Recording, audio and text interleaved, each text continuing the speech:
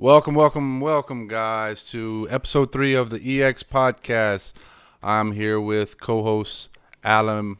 Alan Sarge Adams. I was looking at freaking. Jeez, I'm not used to saying your name, Sarge. Jeez, and we got CEO of Lunatik in Miracle Whip, Collin.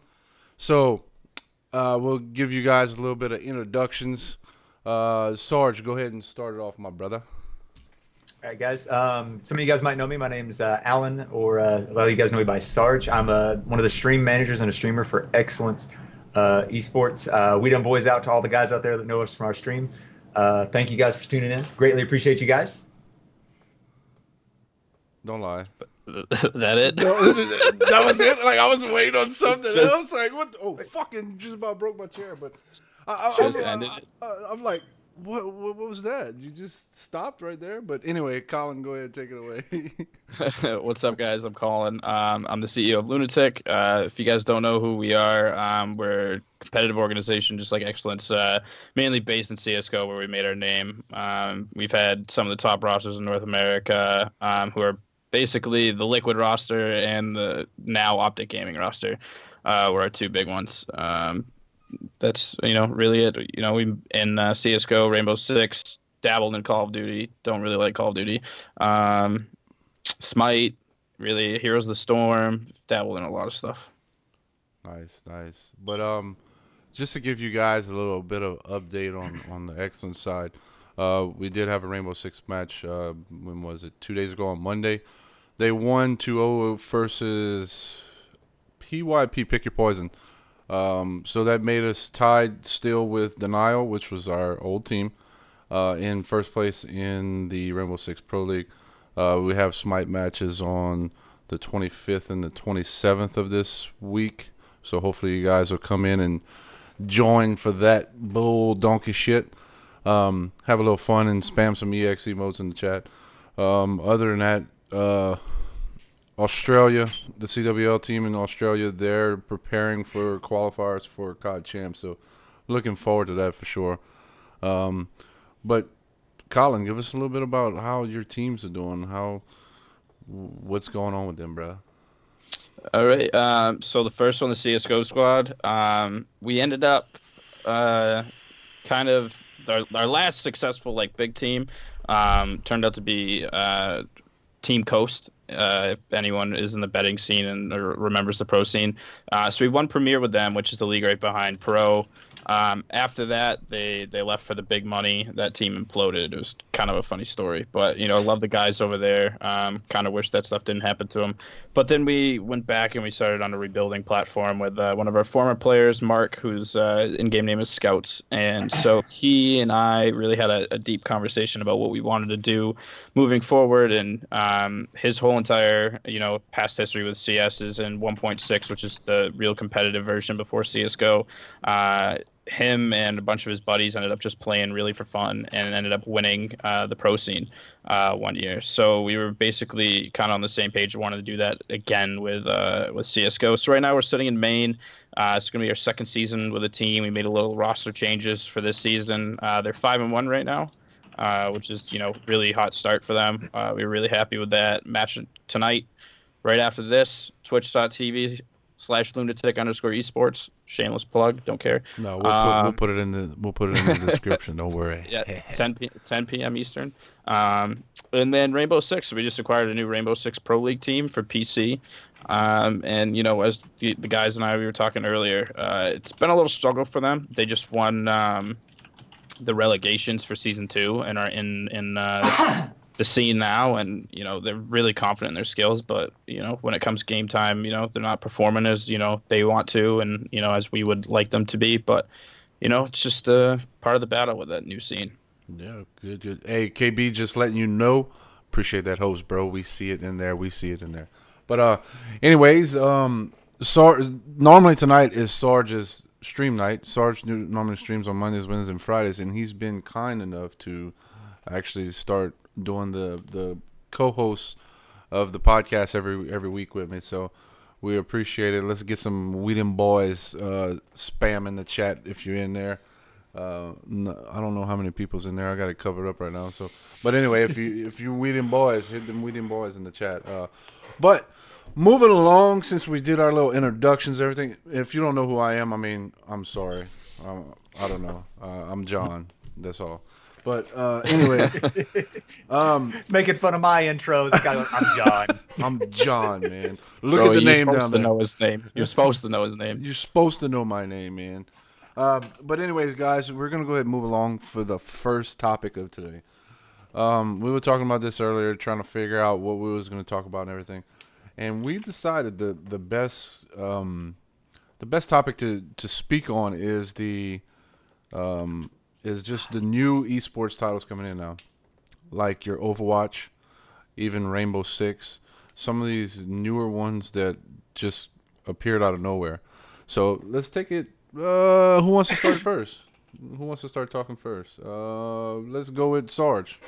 Since he had a short introduction, let's go with Sarge. Yeah, I was gonna say he hasn't been talking in a little bit. Let's get it, man.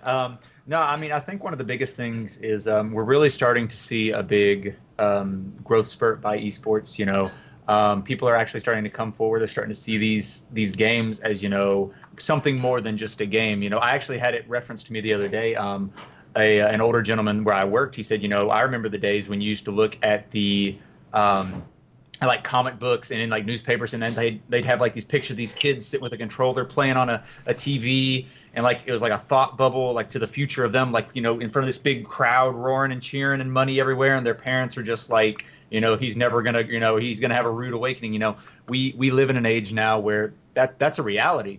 These bigger companies are starting to come in. You start to see all these organizations popping up, and with that, like we were just talking about, you're getting to see all these new pro teams. Overwatch. I watched an Overwatch game here just before this podcast, man. And typically, like, I've kept up with pro scenes enough to kind of know, like, kind of be familiar with a few names from around like different scenes.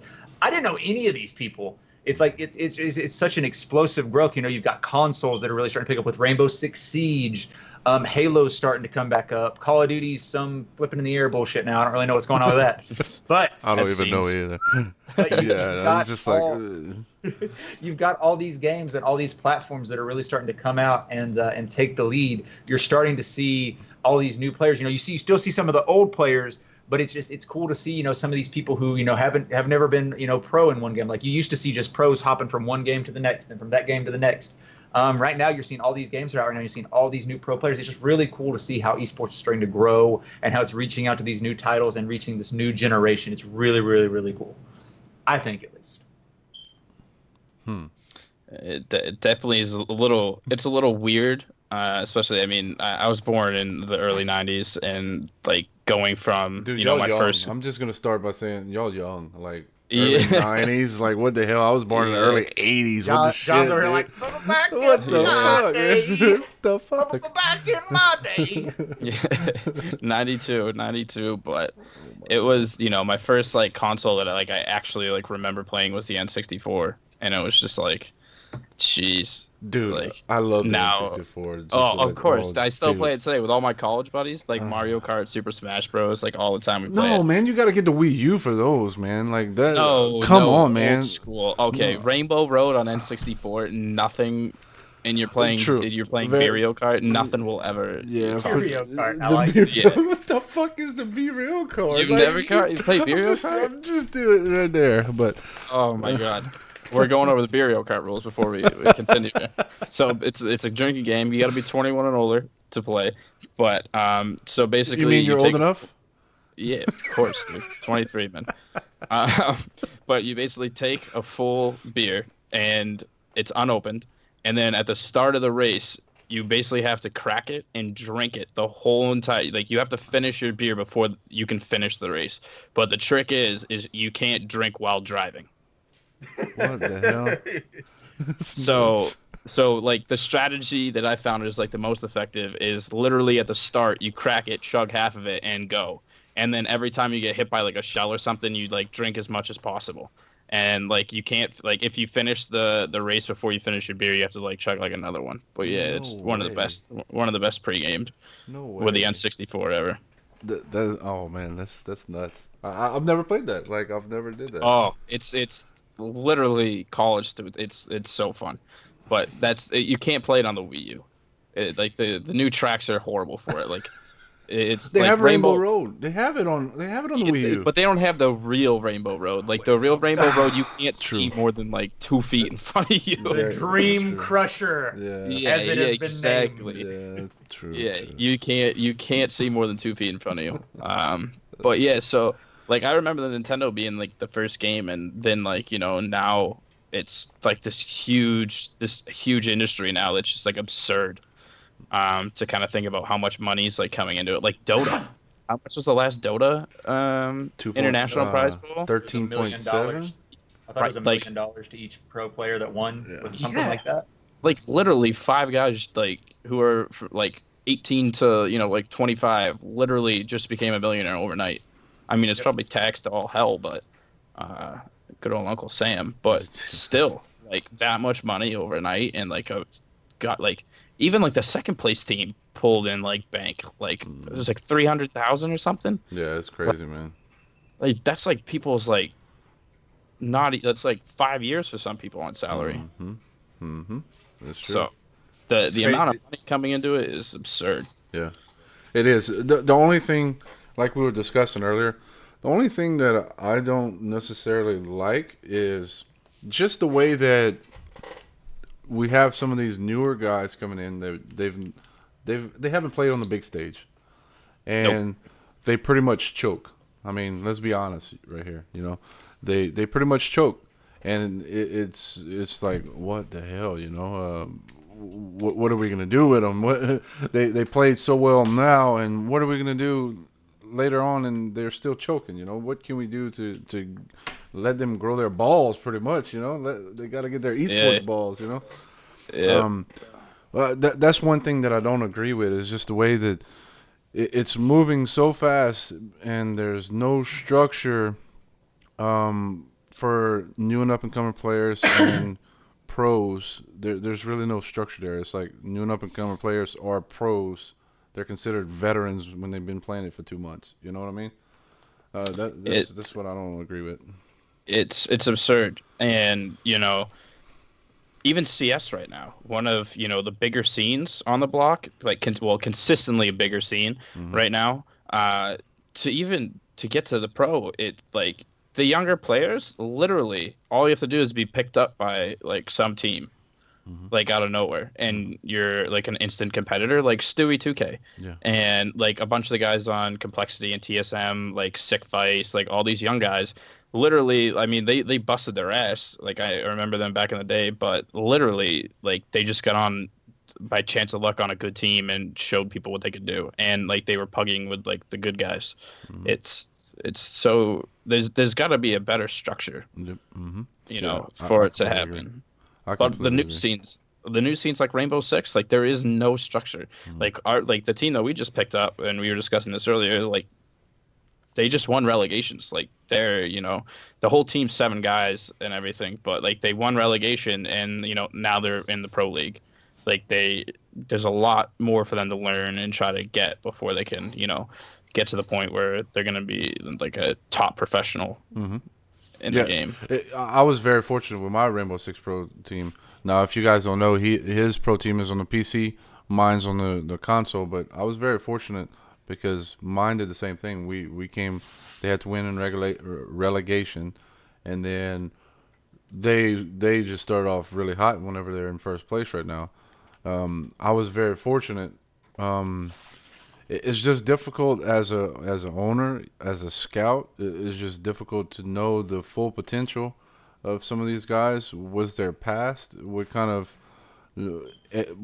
things they've done in the past? It's difficult to judge a lot of these things, and it's either hit or miss right now.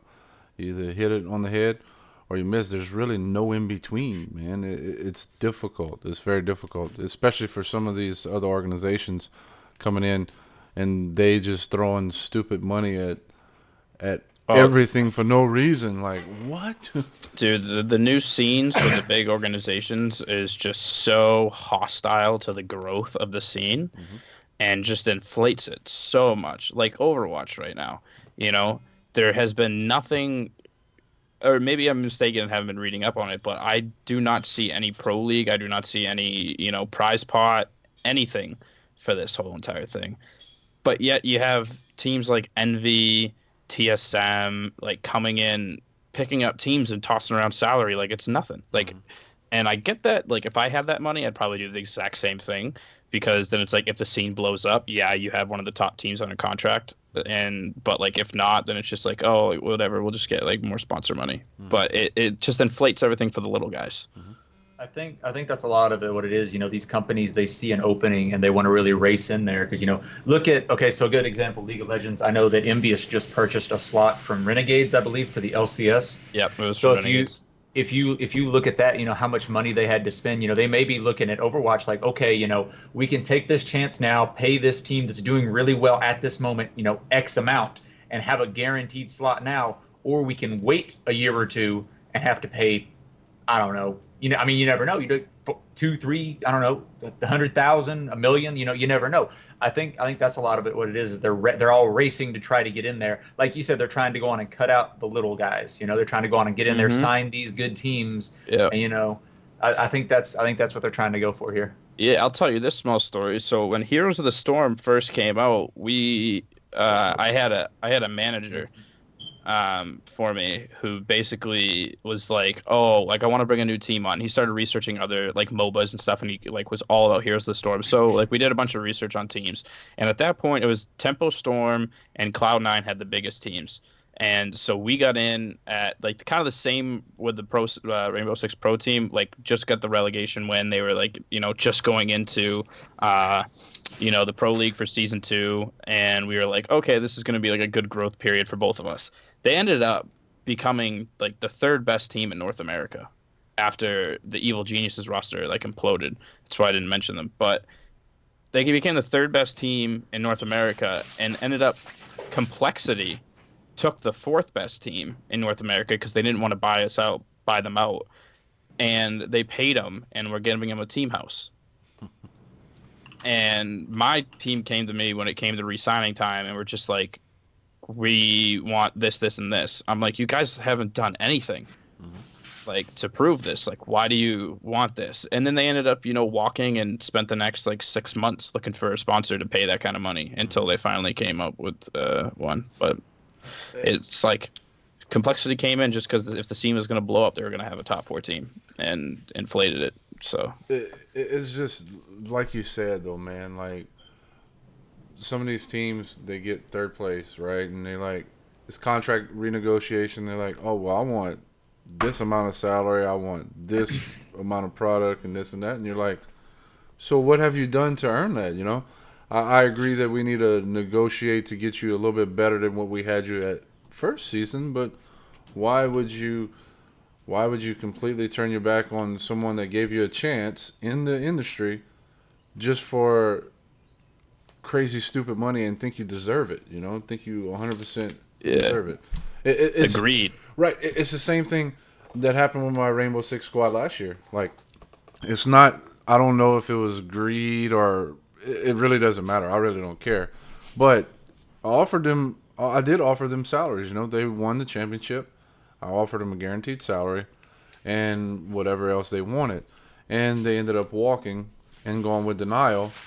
And, I mean, I'm not going to say what they got with denial. I know what they got. But it didn't stack up actually to what we got. Just for the name and a chair more, pretty much, they got it, So it just goes to show you, like, people in esports really believe that they deserve something by having done one accomplishment instead of looking at the big picture of what they can actually do within that scene. You know what I mean? If they would sit back and look at the big picture as we do, or as most of us do, I'm not going to say everyone, because they got some dumbass owners in this industry, but some who are 14 years old as well. Yeah, exactly. and if they would sit back and look at the big picture, they would see, oh, this is what's going on. This is why they're not offering this. This is why, it just makes it difficult, though. I don't know, man. I get so frustrated sometimes having to deal with some of these people. And no offense to anybody in the chat, if you're looking to go pro or whatever, just stay humble, guys. I mean, if you're if you do well, don't expect the world right off the bat. You know, it goes in steps. You have to have a structure. I know you're very similar to me, Colin, and I like a structure. I like this is what Mm-hmm. you're gonna get. If you do good next season, this is what you're gonna get, and then you keep on building up until maybe eventually 3 seasons down the road, if you're still doing well, then we can go ahead and do something with you. We can give you some good salary, that big time salary. You know, it Mm-hmm. just it's just a ladder. You know, you have to take it one step at a time. You know, and some people they expect now this is what I want now. You know. The CS scene is the perfect example for this. Because literally, when we got in with our first team, the only people on salary was Cloud9, and they were still Complexity when we got in. The only reason they went to Cloud9 is because Cloud9 offered salary to them. And so what happened is that once people found out how much money Cloud9 was paying them, teams were just like, "Oh no, we're getting salary. Like, Mm-hmm. if you're not, we're gonna hold out. Like, we'll find the money ourselves and go to lands. Like, unless you're giving us salary, like that's what we want."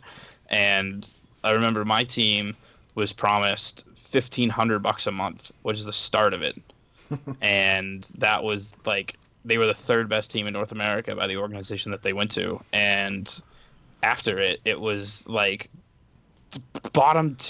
tier per like invite teams were like getting $2,000 a month. Yeah, it's crazy. Like they literally just like the whole entire market just went like massively inflated to the point where like you couldn't even get in unless you were like a millionaire Yep, it's or crazy. you had a name behind you. It's crazy that you say that because I had a CS:GO team contact me a few weeks ago.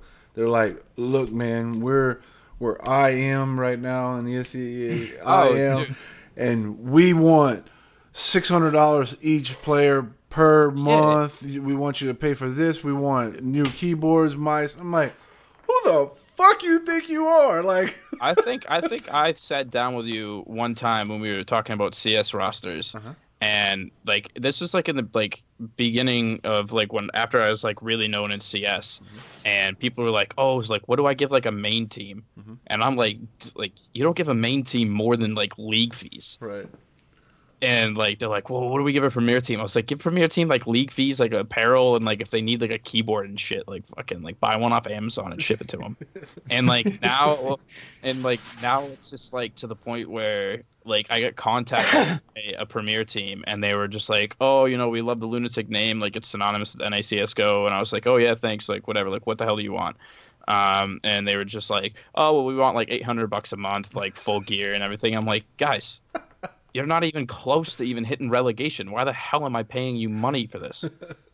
It's like it's hysterical. Honestly hysterical when people like before like if you're not top 5 premier, you shouldn't even be getting anything besides your league fees paid for and maybe a shirt here and there. Like literally start work like this whole new generation of kids is all about instant gratification, and it's like literally work for what like it feels so much better to work for it than just to get it. 100%. And that was the thing with my old team, the one that we won Premier with, is they got offered out of the gate by an organization, but was mainly a guy who owned like a skin betting website. But they got offered, I think it was like 1,800 when they first won Premier a month, which was like at that time, which was like middle level like pro like contracts. And I was just like, guys, like this is way too good to be true. They're like, oh, they're gonna let us have full control over the roster. I'm like, they don't pay you that much money Mm-hmm. if they can't have control over the roster. And they ended up like sitting on it and it didn't go, but then they thought they were valued at 1,800. Mm-hmm. And I was just like, God, like I can give you guys 12,500 like 1,200 a month, like easy. And it turned out that they were just like, no, we're gonna go for the 1,800 mark. Right. That's just how I don't understand. I mean, Sarge, you still play in the league. What's your take on all this, man? You still playing somewhat in the league, so I got you, man. I think the biggest thing is, And again, I'm not an esports. I'm not an owner. I'm not anything like that. But I don't think a lot of people really really get to see like what goes into trying to get one of these organizations. It like Collin said, if you're not placing top in these events, you're not bringing in any money to these organizations. So how can you be like, hey, I want $1,200 a month for this or that? I mean, do you think it goes back to like a company? If you go to a job, if you go to a company, like a real life company for a job, and you're like, hey, I want a job. I'm going to make you $200 a month, but I want you to pay me $1,000 a month. It doesn't work like that. Unless you're a streamer. Yeah, then there you go. Yeah, that's where all the money is nowadays. I think what it is you get these kids. I say kids, but I mean you're really getting people like that are my age. I'm 23 years old. You get guys that are my age, and they look and they see, they're like, oh shit, like Collin said, like Cloud9 and all these people, that dude's my age. He's getting paid to play this game. Why am I not worth that much? I think like you said, I think it's just a lot of inflation. I think it's a lot of that kind of stuff. I think it's just being unrealistic. You know what I mean? They go in here with these hot heads. They think, oh, hey, I want this paid for. I want this paid for. I want this paid for. But they don't think that, on the flip side, you guys that are looking at these teams are like, okay, well, this is a business. This is for profit. You're trying to make some money. I don't think a lot of people realize that a lot of times organizations, at the lower end, they go in the hole. That's the thing. A lot of people they don't understand it. Jesus, that's the thing. That's the thing. It's like we were talking about Philadelphia. Some main team wants me to spend $3,000 for me to ship them out to Philadelphia for them to get torn to shreds and place last place and not make a single dime. Mm-hmm. And in my contracts, I don't know about John's, but like we don't want to make our money off of our players, like because they earn the money when they like win tournaments. So like in our contracts, we don't take anything under $5,000. So if you're not bringing in more than $5,000, like we're not touching it. So why am I going to spend that money for you to, unless you're like a big streamer or like massive social media presence that I can advertise off of you? Like it's hysterical. Well, that's the thing, and I don't think it's like you guys said. People nowadays, you get into just kind of like I don't want to get into the society. What's going on? The chat is funny, man. I'm just laughing at them fools. What's going on over there? They're talking about, I'm Sarge's coach. I need $100. $100 a month, dude. Yeah. You take Monopoly money. Is that an acceptable form of currency? I'll double it right now. But I'll pass go and triple that, dude. But I mean, I think that's the big thing. I think you guys hit the nail on the head here. Everybody expects something for nothing. They expect you to pay them to play for you. They don't think of it at the end of, okay, I've got to bring in, I honestly, when I go to back before I was ever a streamer or anything like that, when I went to an organization, I felt bad asking for league fees. I felt bad asking for that because I'm like, well, I don't have any plans to like bring any return to that. You know what I mean? So I see exactly where you guys are coming from. If you don't have a way, it's all about return on investment. That's all. That's what you got to look at, and that's what these guys I don't think get, because a lot of them, like I said, are 20, 18, 14 years old. Some of these guys, they don't see that. In order for you guys to pick them up and to make something out of this, there's gotta be some form of return. The chat is just too wild, man. Fucking Minecraft. Come on, man. Those are my guys. Those are my guys. That's too funny, dude. Yeah, those are boys. Anyway. For everyone in the chat, we're starting up a Hello Kitty Adventure Island competitive. Yeah, anyone Butters interested is the captain. Can email me at Javen at. Guys, we're gonna pick up the Minecraft team. It's gonna be $250 per player. It's 8 players on the team. Per player, so let's hook it up. Let's hook it up. Just throw it all out the window. Honestly, dude, all you need is to have like Cloud9 or Envy or TSM sign a Minecraft team, and I guarantee you, like every 14-year-old organization owner will be like all over Minecraft teams. Yes, it's crazy. But anyways, let's move it along a little bit. Let's get into some scandals, man. Let's talk about some of these scandals. Looking on social media, social media is just the realest shit in the world, guys. Make sure you follow everybody. But everything on the internet is true. It's all true. Make sure you listen to every single thing. But scandals, guys. What's some of the scandals you've heard about recently? Sarge, you got one? Yeah. I mean, I guess the biggest thing right now. I was looking at Twitter earlier, and there's a big deal going on right now about SK has officially parted the ways with their CS:GO team. I know they lost Pimp earlier to Liquid. I like Liquid's little thing. We're pimping up our roster. Then they lost. Wait, sorry to cut you off, but big time props to Liquid for actually wanting to go out and spend the money to make their roster better. That's legit, man. Every team should do that. None of this CLG open tryout crap. Sorry, continue. Let's do pugs and let's do it. You know. Yeah, can we? Yeah. All right, guys. Top fragger gets the spot. Dude, like we're gonna hold open tryouts. Like email in. Like, come on, you already know the guys who are gonna fit into that roster. Like, you don't need to play the public opinion here. Right. But yeah, so you have Liquid pick it up Pimp, and then Asilian coming out today and saying, "Hey, I'm going to be exploring my options." And then SK coming out and saying, "Look, we're parting ways with the roster." I know that everybody is looking right now, and I think I even read it on HLTV earlier that SK is looking to sign Luminosity. I know that's been a big issue of debate here lately. Some big names, Thorin, and some guys like that have all touched on it. I mean, what are your guys' thoughts on that? Do you guys have any thoughts on how that's going to go down or anything in that hemisphere? I really hope SK brings this through the court system. I need an esports, like actually someone holding contract to like the legal rights. Like I need it. And like it needs to come in. It needs to happen so like people can stop like bullshitting contracts. Like this will be awesome for the scene if this happens. It'll be awesome for both sides, not only the players but the organizations also. Because of just the bullshit we've seen. Look at one that I've seen the other day was I don't know how much weight was in it. It's in Halo, right? You had Noble sending a team to regionals, and they were taking money, or the players wouldn't give them money, so they just left, and that's a big old legal debacle. Well, Here's the thing with that. Do you know how Noble's contracts are written? They reimburse you for everything. Right. Is how they're written. They never front anything. Exactly. So I mean, that's like the whole entire people these days need to read what they're fucking signing. Guys, in the chat, like seriously, if you go and let's say you're in ESCA main, right? And you try to sign with an organization, they're still going to put you in the contract, regardless of what league you're in, just to kind of have some kind of stability, right? And if money changes hands, of course. Make sure you read the contract. It doesn't matter if it's a 1-page agreement or if it's a 30-page agreement. Read it. If you don't understand it, get a lawyer.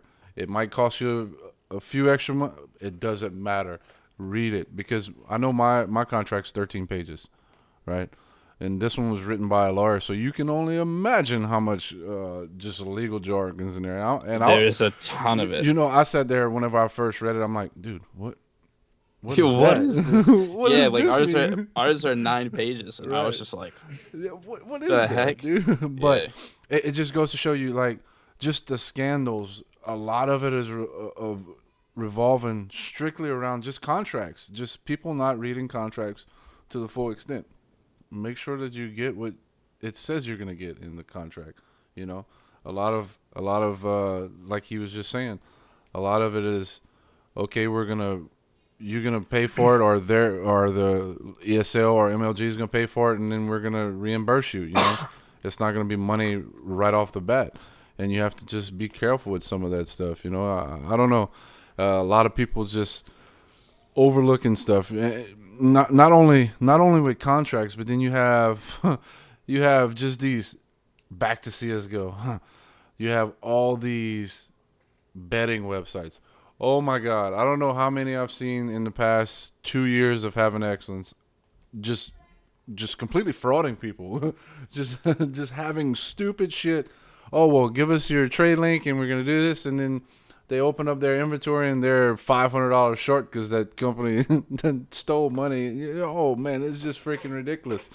Sarge was telling us about one earlier. What was this one, Sarge? The chat is ready for this one. They were saying it earlier. I think it's it, man. It's the Mo thing, man. Everybody knows about this. Hey, Big Bad Mo at it So, again. the way I heard about it, I go on Twitter the other day and I look, and Mo has posted up a screenshot or a screen capture of a conversation. I think it was with the CEO of CS:GO Wild, and I mean, it goes back from this dude calling Mo an idiot, I guess, and then Mo saying, "No, you're it," and it ends up going into like, okay, hey, I know your roles are pre-calculated. I can tell you which roles to go big on. From the gist that I'm getting from it, they can't change your roles, but they can see, and if they want to be like, okay, I want to go, you need to go big on this one. You need to stay out of this one. You need to go big on this one. That's the big thing, and I think that goes back into it, man. I mean, people don't realize, again, these skin companies. Okay, here's the thing. Okay, you guys go on Twitter right now. Those of you guys that are CS:GO players, scroll down a little bit, and I want you to count how many ads you see from betting agency giving away dragon lures and karambits and Bro, like sapphires. how many dragon lords do you think there are out there? I mean, it's a rare item, but there's like 90 million of them. You know what I mean? But I want everybody to think about this for a second, okay? Where do they get those from? They get those from people like us losing them on their website. It's the lottery, man. Do you think that the lottery is paying out these millions and millions of dollars because they're losing money? No. You've got to be so careful, man. I'm not gonna say names, okay? But I'm against gambling. Those guys that are from my stream know I'm against gambling. I don't have anything against gamblers. I'm against gambling because, especially in its current state, because there's no restriction on age. That's a big thing right now. I know kids that are, I'm not going to say names. I personally know one person who I think was 15 years old who gambled away over $40,000 in CS:GO items. I know for a fact. And I'm just like, man, I don't see how this is legal. I don't see how they're doing this. Well, that's worse than an online poker debt. It's tough, man. It's rough. But back to our topic. That's the big thing going on right now is, people are looking at these gambling sites and they're just like, wow, the first big thing I think was the iBuyPower scandal. Skin gambling literally cost NA one of its. Don't get me wrong, it's their fault completely. That was them being idiots. But them having that option there cost NA 4 of probably their best players. That was a top 2 at least at the time. Probably. I think they're still the last. They're the last NA team I think that won any kind of international event to date. But it's just so crazy how these companies are going around and they're getting like these. They're getting these kids to go in there and spend literally sometimes thousands and thousands of dollars, and it's unregulated. That's what gets me, man. I don't get how it's legal. Mm-hmm. But yeah, the CS:GO Wild thing is the thing going on right now. I know there's a big scandal going on with that. Oh Lord, they done woke up the dogs. The hounds are out, baby. Oh goodness. But I think that's the biggest thing. I didn't mean to ramble on there, but that's the biggest thing. People don't realize, these companies are out there to make money. They're not out there shelling out this stuff so that because people are winning all the time. People are losing 10 times more and making 10 times more than what I guarantee people are making off that website. It's crazy. What are your guys' thoughts? It's literally advertising at its finest with these guys. Let's literally get, some guy who pulls in thousands of viewers every time he turns on his stream and let him win big. And then everyone who's just, brainless and just watches it is just going to be like, oh my God, like I can win this much too. And you start dumping skins in. And I believe the whole legal thing with this, I believe like 90% of these things are all out in Russia. I think I believe I read somewhere that like a lot of these betting websites are out in Russia, or like they're hosted on in Russian servers and stuff like that. So the rules don't apply in the US. That's some shit, huh? Yeah. Some shit. I don't know. To me, like Sarge was saying, besides, if y'all can't hear me, I'm sorry, my dogs are stupid. My kids and my wife upstairs are acting crazy. But when it comes to oh goodness gracious. Jeez. Anyway, when it comes to just the betting, man, you don't there's no minimum age. It doesn't matter as long as you have an inventory on Steam, you're good to go. You got an Oh, inventory on Steam and your mobile app's authenticated. You're yeah, good. the mobile app. I forgot about the mobile app. Yeah, gotta have the mobile You app. know, it doesn't like I just don't understand how some of these they are letting all this. I mean, they're making money, so they're gonna continue to do it until somebody steps up Oh, and says, "Hey, we need to crack down on this," you know. dude, And OP skins. hmm I have like a good friend in the CS:GO scene who like knows. I know the owner as well of OP skins or something like that. But like on Reddit, it came out they're making like 4,500 a day yeah, yeah, off it's of crazy. off of just selling them hmm in their store. Yep. Like that is absurd numbers. hmm For like this dude is like he's from Montreal. Literally has like quit all of his jobs and is just making cake Oh yeah, right now just off making. off of off of CS:GO skins. It's amazing, man. Like just like Sarge was saying about I Buy Power. Like they, oh my god, what did my wife do? She let all of them down here. Oh my god.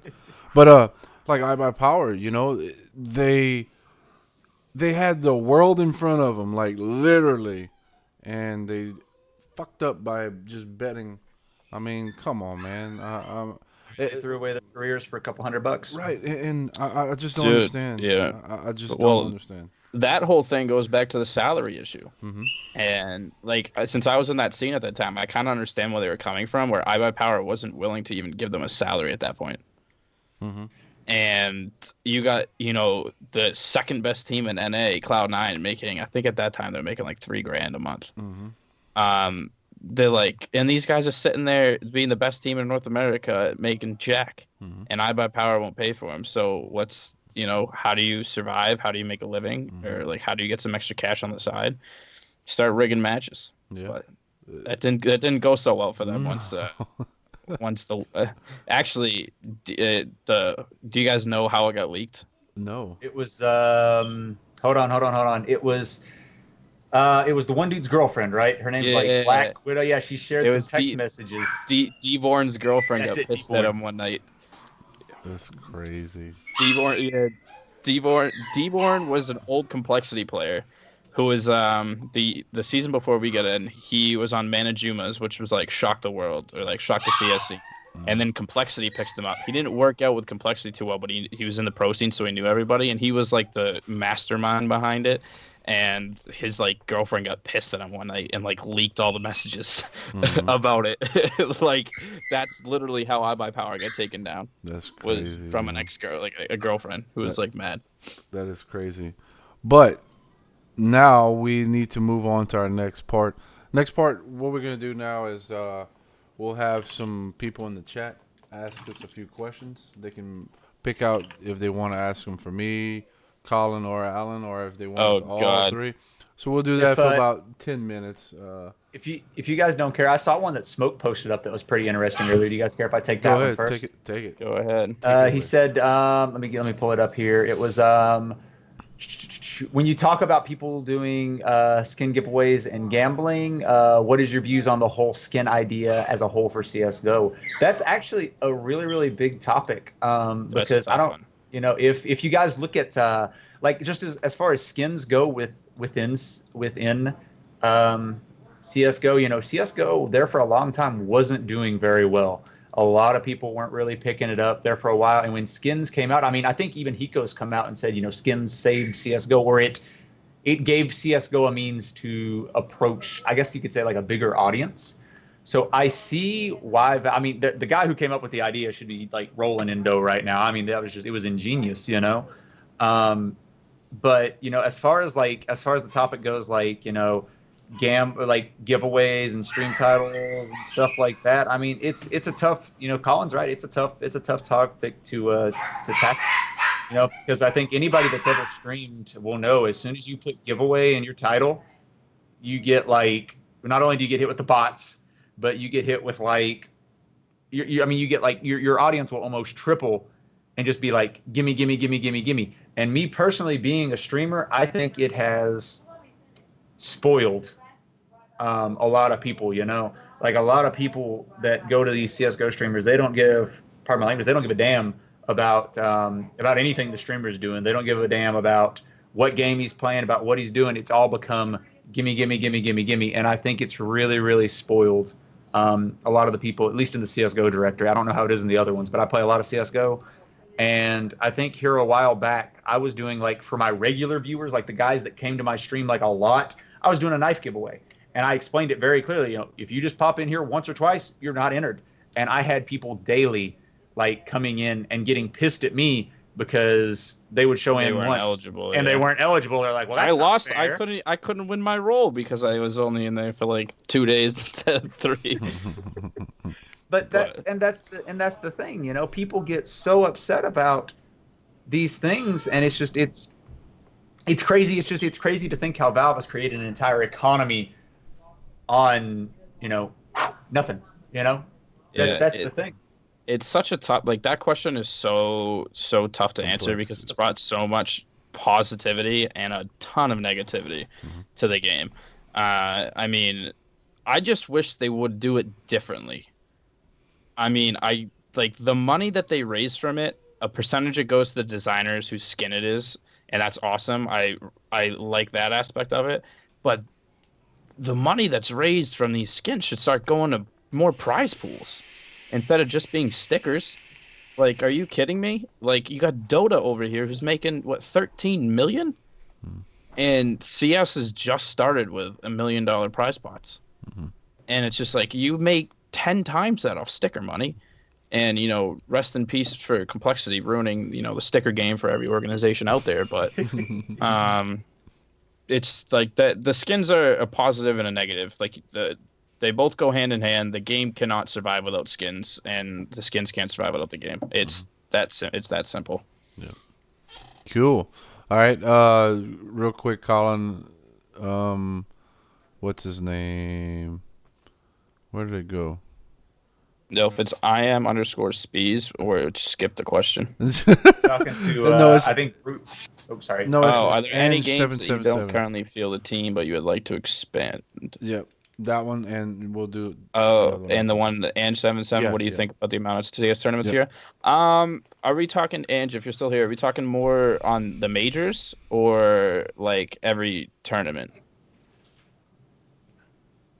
So if I get that response, I'll answer that. But I'll do the Media Brute one as well. Current games right now. I mean, the end goal would definitely to be getting to a League of Legends team. Would be get an LCS roster. That's like the cream of the crop right now if you're an organization to try to get into that. But I don't know. We've had a lot of ups and downs with teams, and we're more along the lines of the players' personalities and really meshing with us. So if we kind of find the right team and the right scene for the right price, then we'll kind of go into it. But we're not really looking right now to like really get into Overwatch, which is like what everyone's trying to do. So I wouldn't really say we have any like need or like we really want to pursue a team in a different game. But I would like a LCS team. I think every organization owner wants that at the end of the day. And then Ange hit us back saying every tournament. I think there might be too many tournaments right now for the pros. I think there needs to be a lot more amateur stuff, and they're doing a lot more of that stuff over in Europe, which is awesome, and I love that. But that needs to come over to the CS or the NA side of things, because over in Europe, you have all these like mid-level tournaments that people are basically, making the names for themselves over there. Well, NA, you have no LAN events like for the amateurs. You get like Fragadelphia, but that's really not anything. So it kind of stinks. Cool. Next question we'll grab. This will be the last one, guys. Wait, what happened with Cole running stickers for everyone?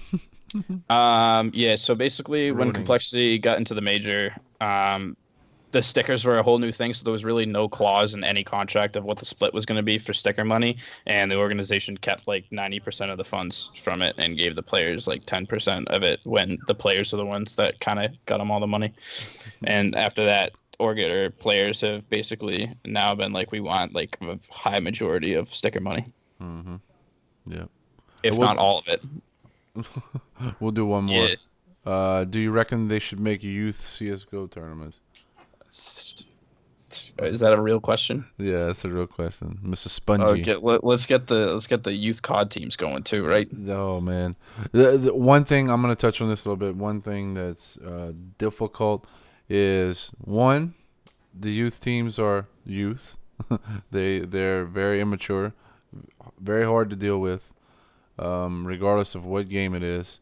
They're not really marketable. The main thing we try to do is market teams to try to maintain our revenue and also be able to provide better for other players. So they don't provide any kind of marketability.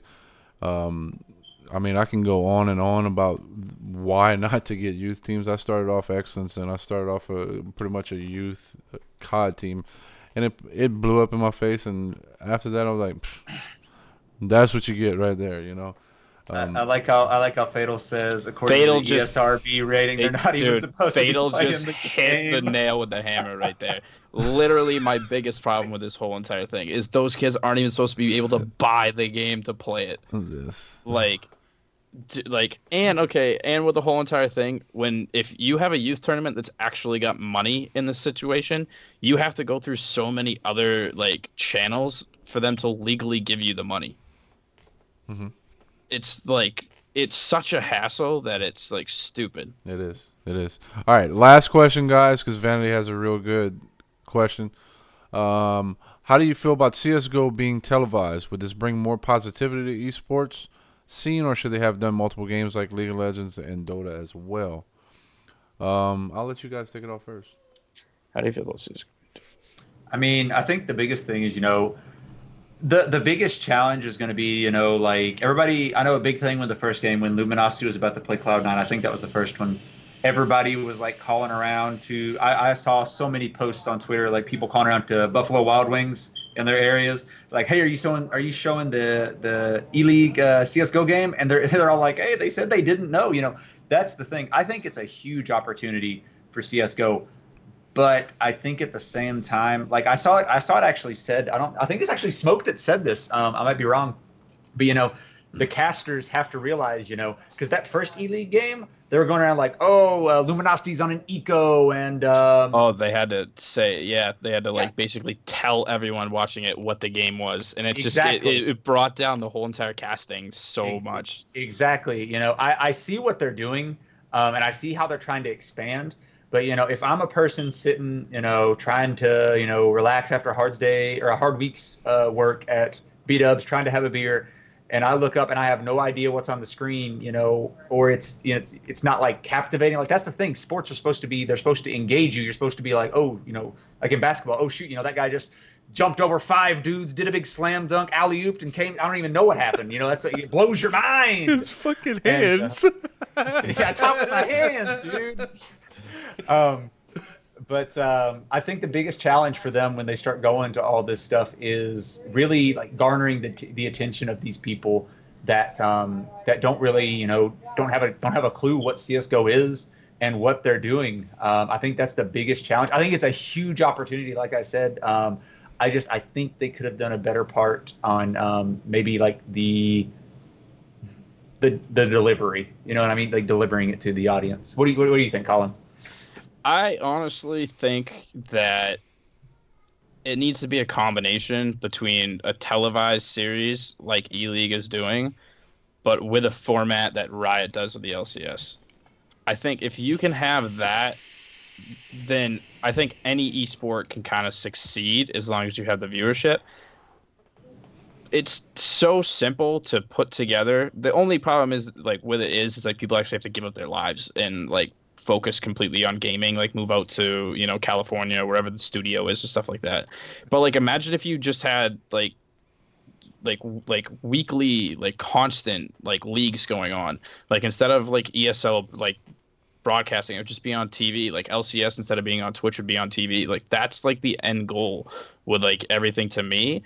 But I love what they're doing. It is a huge step for esports being on live TV and everything. But I mean, I don't know what other people. I've never been to the Buffalo Wild Wings when the matches are on or anything like that. But I can only imagine they're in the smallest TV and the corner of the massive screens.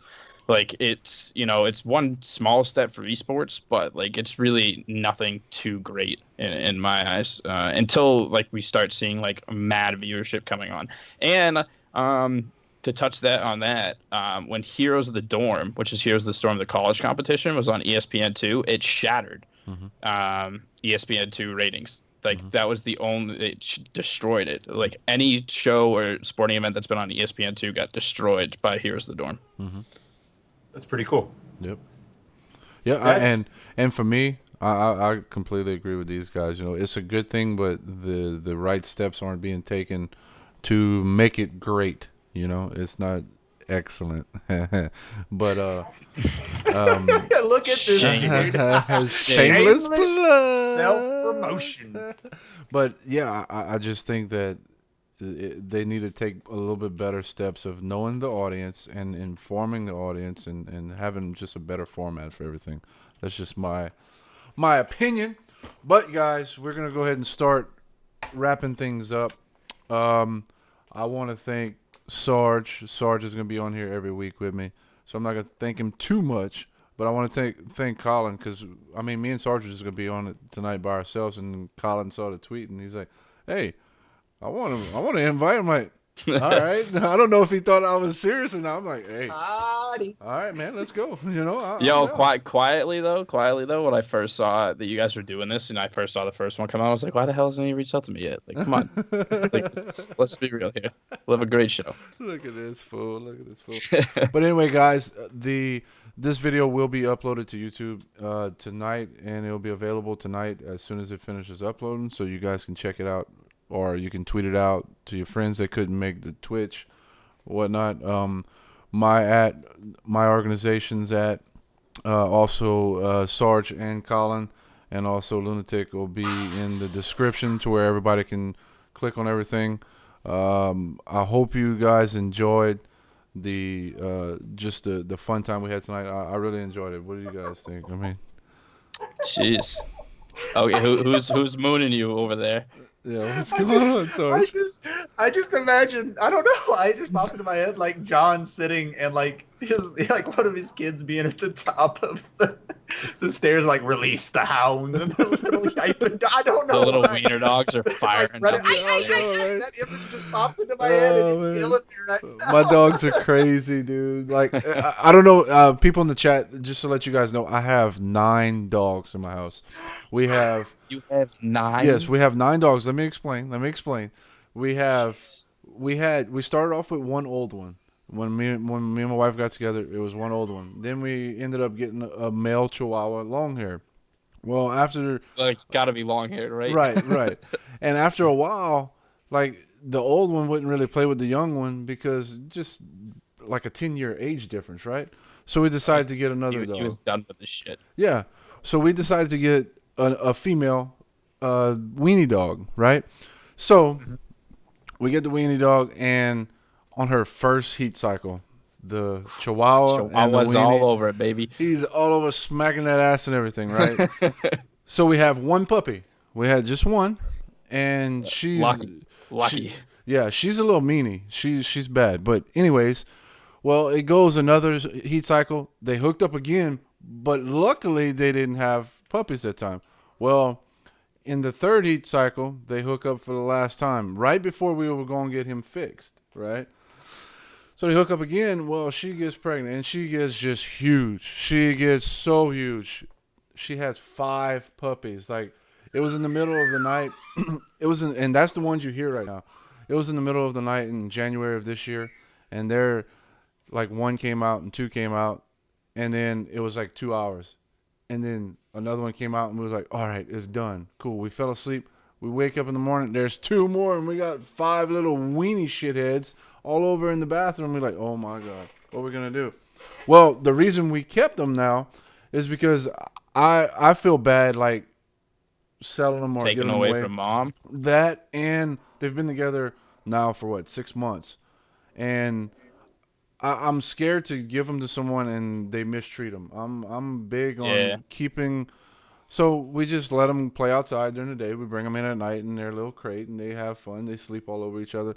But that's why you guys hear crazy dogs every once in a while. And then I have 4 kids, and I have my kids this week, so they're all upstairs because they make a shit ton of noise, like crazy amounts of noise. So they're upstairs, and they're just waiting to come. And that's what Sarge was saying on the stairs. Sorry, man. I just no, the thing released the hounds just that's kept popped awesome. into my head. It killed me. That's Killed me. I awesome.